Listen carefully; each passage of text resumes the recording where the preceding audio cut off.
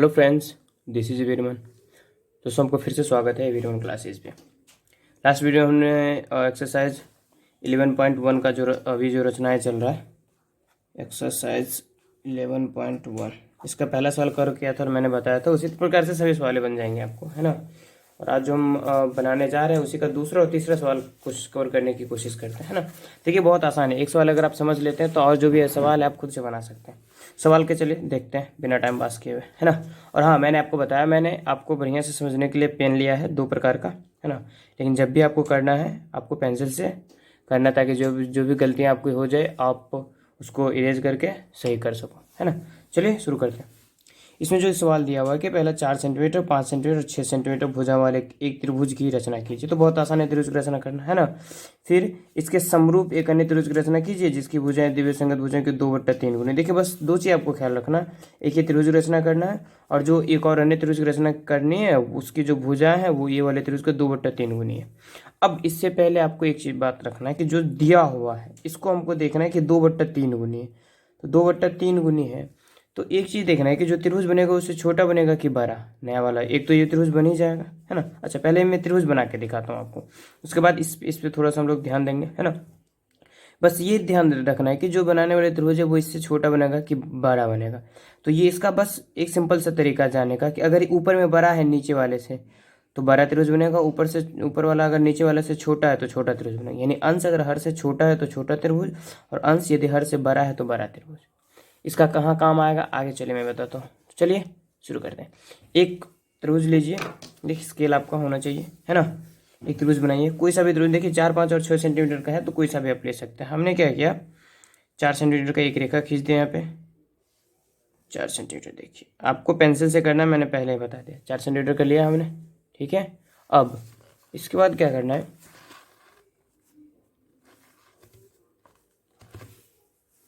4, 1, 5 लीजिए। अब देखिए एक हमने तो फीट से ही ले लिया, स्केल से ही ले लिया। अब जो भी चीज़ें आपको लेना है इस प्रकार से नाप के उसके बाद काटना है ना। प्रकार को आप 5 सेंटीमीटर लीजिए, नोक बढ़िया से बैठा लीजिए। एक बार 5 ले लेना है और एक बार 6 लेना है। 5 ये है ना। तो एक से कहीं से भी आप 5 ले सकते हैं, आपकी मर्जी है, कहीं से भी ले सकते हैं, है ना। और दूसरा से 6, तो ये दोनों जो है ना कहीं एक दूसरे को किसी एक बिंदु पे काटेगा। 6 हमने लिया, 6 इधर से लेना है, 6 इधर से लेना। देखिए इधर कट गया, इधर से कटने वाला है। थोड़ा सा वो छोटा हो गया तो इसको मैं फिर से 5, अब 5 लेना है ना। क्योंकि इधर से जो हमारी भुजाएं थी वो 5 थी, ये वाला जो भुजाएं थी ये हमारा 5 थी। देखिए कट गया, करेगा ना। तो जिस बिंदु पे कटा है वहां से दोनों तरफ आप मिला दीजिए।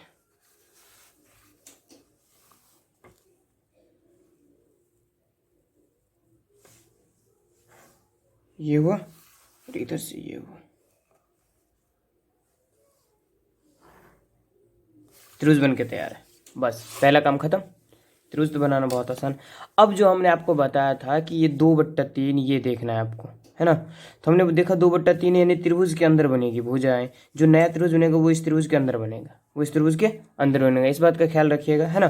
तो देखिए इसमें से दोनों में से बड़ा कौन सा है सो देखना है। बड़ा हमारा 3 है, 2 और 3 में 3 बड़ा है। तो आपको क्या करना है, एक यहाँ पे ये वाले जो बिंदु है यहाँ पे एक न्यूनकोण आप नीचे की तरफ खींच लीजिए। देखिए मैं दोनों पेन यूज कर रहा हूँ ताकि आपको अच्छे से समझ में आ जाए।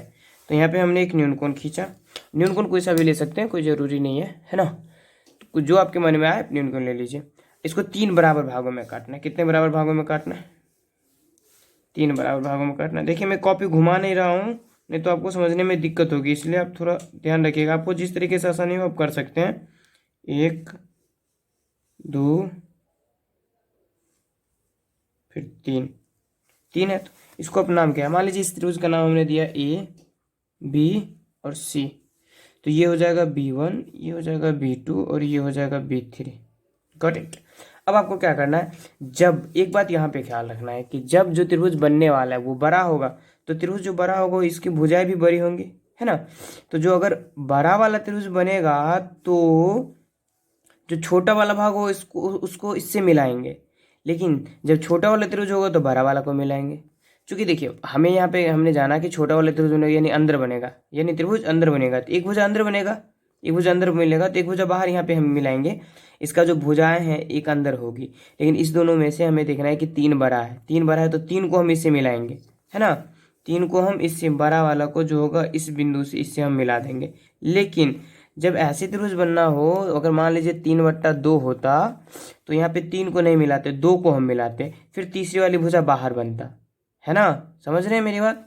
अगर 3/2 होता तो 2 को यहाँ मिलाते हैं, चूंकि 2/3 है और मैं पहले ही समझ लिया कि त्रिभुज होगा इससे छोटा बनेगा, छोटा ही बनेगा यानी अंदर में ही बनेगा, तो इसलिए मैंने क्या किया, बड़ा वालों को यहाँ पे बना दिया, है ना।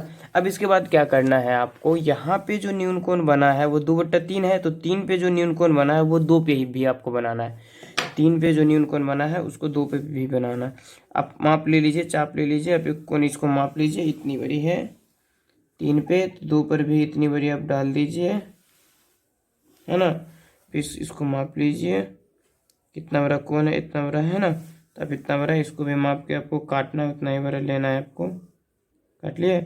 अब इसको देखिए कहाँ पे जाके मिलता है। और हाँ, जब भी आप जो इस त्रिभुज बनेगा उसको डॉट रेखा से आप दर्शाइएगा, ख्याल रखना है इस बात को, छोटी छोटी बातों पे ध्यान दिया करिए, है ना। मान लीजिए ये रहा, है ना।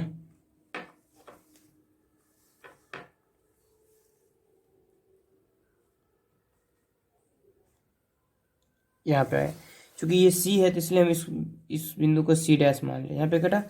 अब उसके बाद एक बात और क्या और करना है कि जो कोण यहाँ पे बना है, जो कोण यहाँ पे बना है, देखिए छोटा बड़ा आप कोई सा भी कोण ले सकते हैं, कोई दिक्कत नहीं। जो यहाँ पे बना है सी पे, उसी को सी डैश पे भी बनाना है, सी डैश पे भी बनाना है।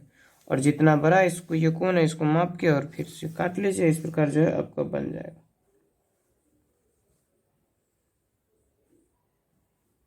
ये रहा, इसको काट दीजिए आप। अब फिर इसको भी डॉट डॉट डॉट से आप मिला दीजिए।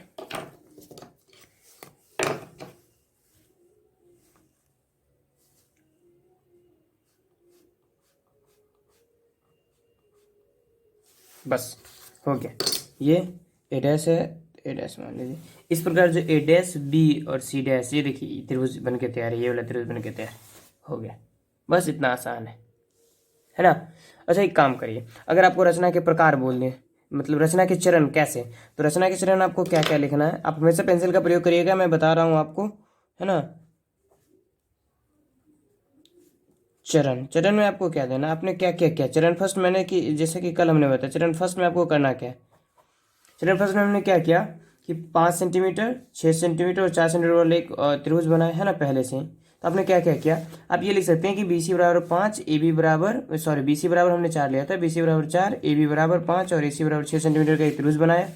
फिर क्या करना है कि बी बिंदु पे एक न्यून कोण सी बी बी थ्री, एक न्यून कोण खींचा। फिर बी बी थ्री को 3 बराबर भागों में बांटा, बी थ्री को सी से मिला, चरण स्टेप आगे कर करके बी थ्री को सी से मिलाया। फिर बोलिएगा बी थ्री पे जितना बड़ा कोण है उतना बड़ा कोण इस पे भी बनाया, या ऐसे भी लिख सकते हैं कि बी थ्री सी के समांतर बी टू सी डैश रेखाएं खींचा, है ना, जो बी सी को सी डैश बिंदु पर काटती है। फिर एक काम और करना है कि सी ए के समांतर सी डैश ए डैश एक रेखा खींचा, और इस प्रकार ए डैश बी सी डैश एक नया त्रिभुज बन गया। बात खत्म है। रचना का चरण आपको लिखना जरूरी है ताकि आपको मार्क अच्छे से पूरी तरीके से आ जाए, है ना। तो आशा करता हूँ ये सवाल समझ में आया होगा। चलते हैं दूसरे सवाल की ओर। आइए दूसरा सवाल हमारा ये है, इसी का जो तीसरा नंबर सवाल है, ये बोलता है कि 5 सेंटीमीटर, 6 सेंटीमीटर और 7 सेंटीमीटर, 7 सेंटीमीटर भुजा वाला क्या करना है, एक त्रिभुज की रचना कीजिए। फिर एक अन्य त्रिभुज की रचना कीजिए जिसकी भुजाएं दिए हुए त्रिभुज की 7/5, हमको क्या क्या ख्याल रखना, मैंने बोला था 5 सेंटीमीटर, 6 सेंटीमीटर और 7 सेंटीमीटर, इसको ख्याल रखिएगा। और ये कितनी गुनी है ये बोलना है। अब देखिए एक बात मैंने बोला था कि 5 7/5 है, तो चूंकि बड़ा त्रिभुज बनेगा, इस बात का ख्याल आपको रखना है ना। तो चलिए बनाने की मैं कोशिश करता हूँ। सबसे पहले हमें क्या करना है, एक 5 6 7 में कोई सा भी एक भुजा आप यहाँ पे खींच दीजिए, कोई सा भी एक भुजा आप यहाँ पे खींच दीजिए अपने मन से, जो आपको आसान लगे, है ना।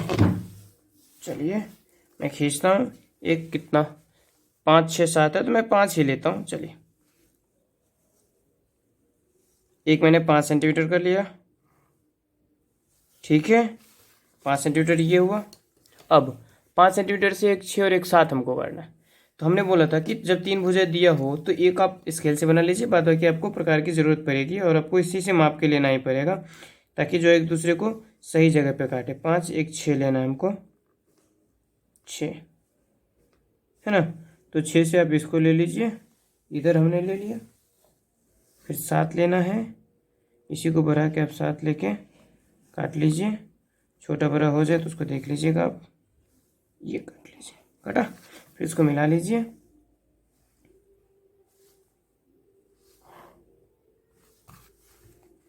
इधर से थोड़ा उल्टा हो जाता है इससे, चूँकि मैं कॉपी घुमाता नहीं हूँ ना, कॉपी घुमाऊंगा तो आप लोगों को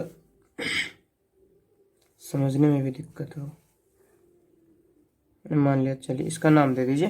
मैंने देखा कि ए बी और सी एक त्रिभुज है, मैंने एक त्रिभुज बना दिया, ठीक है।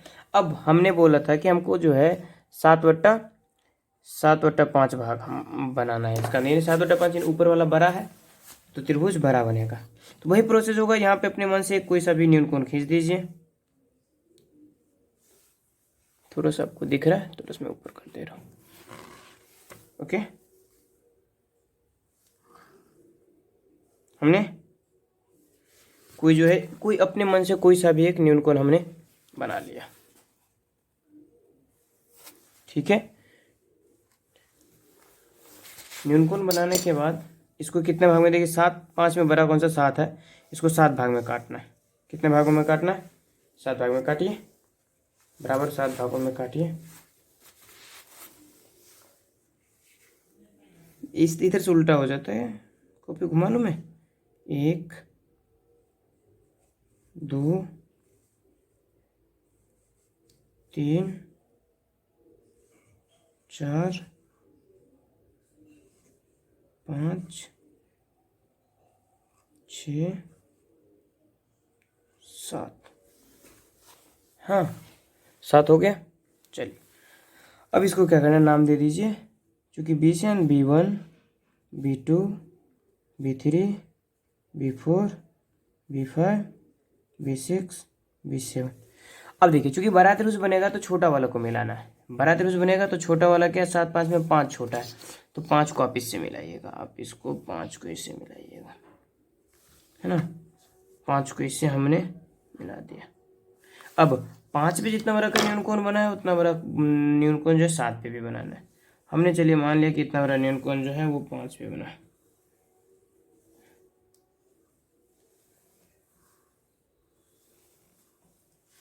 इसकी लंबाई माप लीजिए, कोण कितना बड़ा है, इतना बड़ा कोण है, फिर इसको काट दीजिए, ये यहाँ पे कट गया, है ना। चलिए अब इसको मिला दीजिए, सिंपल सा फंडा है, इसको जहाँ पे जाता है डॉट वाली रेखा से आप मिला दीजिए, है ना।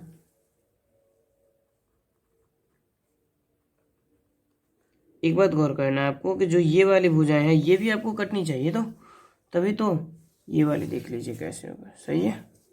इसको भी आप डॉट डॉट डॉट से मिला दीजिए, कहीं ना कहीं एक दूसरे को काटेगा। देखिए यहाँ पे आके कटा एक दूसरे, है ना, ठीक है। अब एक चीज़ और करना है, लास्ट काम करना है आपको। यहाँ पे जितना बड़ा न्यूनकोण है, यहाँ पे जो भी न्यूनकोण है सेम कोण को यहाँ पे खींच देना है आपको। फिर माप लीजिए,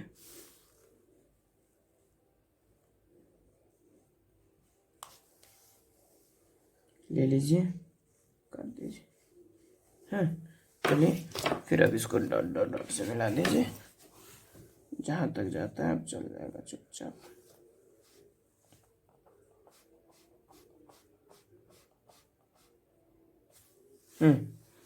ये आगे जो होगा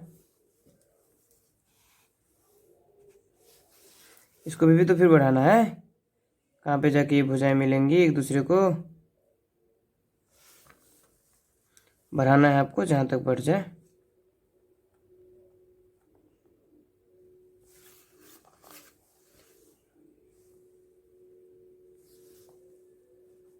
देखिए यहाँ पे आके मिला, यानी ये जो है ये ए डैश हो गया, ये सी है तो ये सी डैश हो गया, इधर भी हमने छोड़ दिया, इसको मिला दीजिए।